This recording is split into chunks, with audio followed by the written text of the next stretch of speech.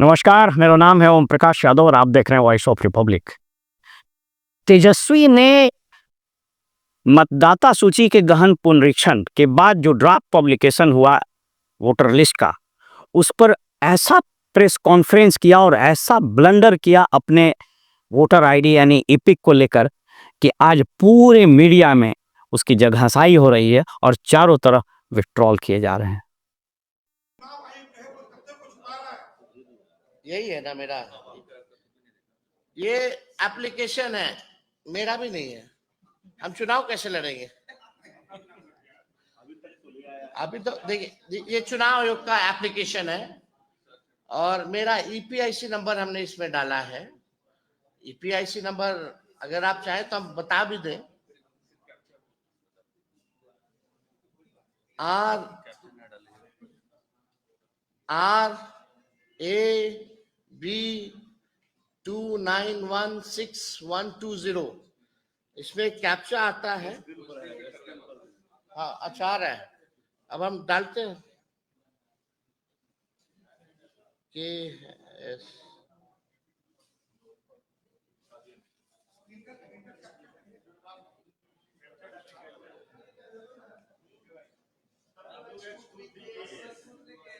WNRN। अच्छा, उसमें दूसरा चल रहा है।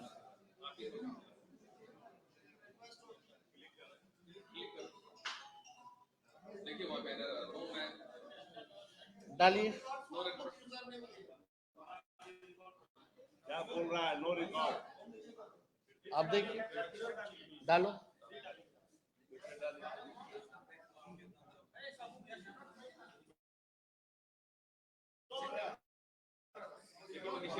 क्या नीचे लिख रहा है? देखिए, no record. What does it mean?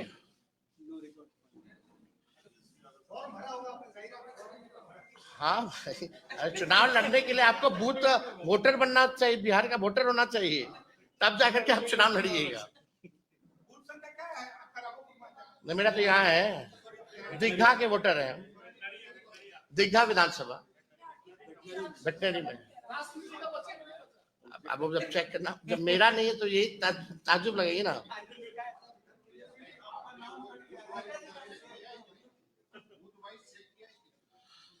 अब आप बताओ, जो बाहर रह रहा है, कितने करोड़ों संख्या में रह रहे हैं, अब वो लोग भी ऑनलाइन अगर चेक कर रहा होगा तो उन लोग का भी नहीं है।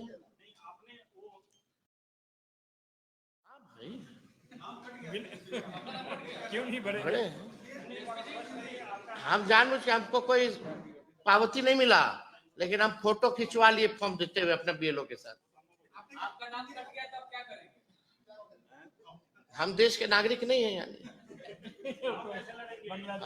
हाँ, इसने दो सवाल खड़े कर दिए हैं। पहला कि तकनीकी विषयों पर, किसी विषय पर बोलने के पहले उनकी तैयारी बिल्कुल अधूरी रहती है। तकनीकी विषयों पर, लीगल इश्यूज पर, गवर्नेंस के इश्यूज पर विषय की जितनी समझ उनको होनी चाहिए उतनी समझ उनके पास नहीं है। और दूसरा, उनके पास सलाहकारों की ऐसी टीम है जो इनको पॉलिटिकल और इलेक्टोरल फियास्को की तरफ बहुत तेजी से ले जा रहा है। ये नेता प्रतिपक्ष आज के तारीख में बिहार के पूरे इलेक्टोरल पॉलिटिक्स में, अगर आप यूं कहें कि सिर्फ 3 ही आदमी को सीएम के चेहरे के रूप में सर्वे किया जा रहा है, और वो है नीतीश कुमार 1, तेजस्वी 2 और प्रशांत किशोर 3। सर्वे में सबसे आगे भी इनको दिखाया जा रहा है। लेकिन इस तरह का ब्लंडर, इस तरह की जगहसाई इनको इलेक्टोरल फियास्को की तरफ बहुत तेजी से ले जा रहा है। इनके प्रेस कॉन्फ्रेंसेस जो होते हैं वो बिल्कुल इल ऑर्गेनाइज्ड होते हैं, इल प्रिपेयर्ड होते हैं। मैंने कई एक नेताओं के प्रेस कॉन्फ्रेंसेस देखे हैं। अगर आपको प्रेस कॉन्फ्रेंस देखना है तो आप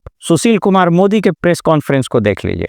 अगर आपको प्रेस कॉन्फ्रेंस देखना है तो विजय कुमार चौधरी के प्रेस कॉन्फ्रेंस को देख लीजिए। हालांकि बीजेपी का स्टेट लेवल का कोई नेता उसके बाद, सुशील मोदी के बाद, वैसा कोई नहीं निकला जो इस तरह का बात कर सके। मैंने अपने एक वीडियो में बताया था कि नेता प्रतिपक्ष अगर तकनीकी विषय, गवर्नेंस के इशू और लीगल इश्यूज, इन तीनों इश्यूज पर ठीक से मेहनत कर तैयारी नहीं की, और इनके पास जो सलाहकार की टीम है वो लगातार सिर्फ सुगर कोटेड जबान बोलते रहे, बगैर किसी विषय के समझ के इनको सलाह देते रहे, तो मुझको लगता है कि आने वाले चुनाव में इनको बहुत बड़ा इलेक्टोरल फियास्को होने वाला है।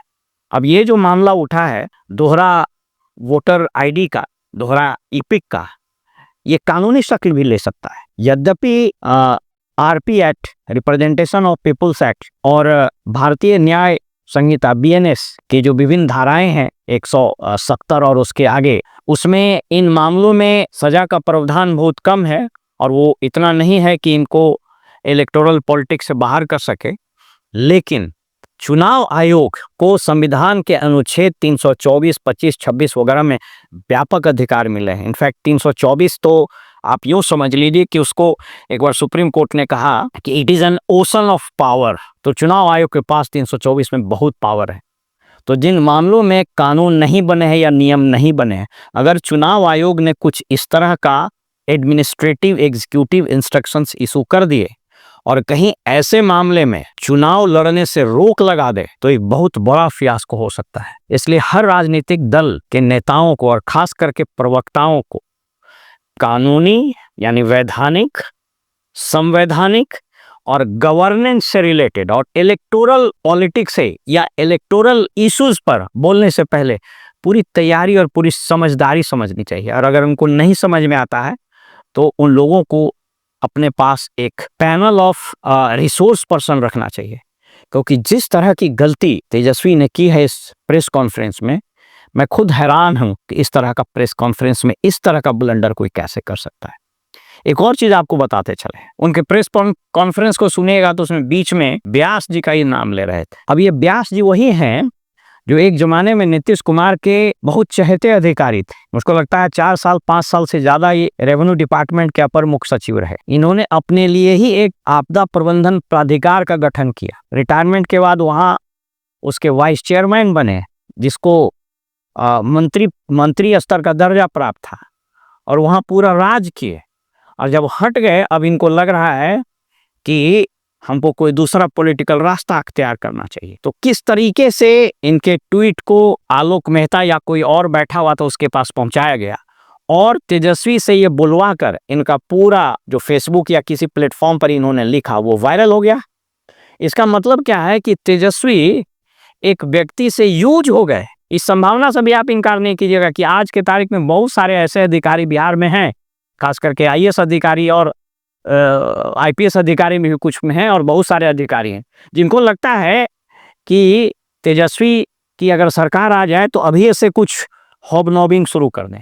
तेजस्वी को पता भी नहीं चला और इनको यूज कर लिया गया। इस तरह का एडमिनिस्ट्रेटिव इमैच्योरिटी और इस तरह का चीज़ों के समझदारी का अभाव इनको कहीं इलेक्टोरल फियास्को की तरफ न ले जाए, और अगर ऐसा हो जाता है तो किसी को कोई आश्चर्य नहीं होना चाहिए।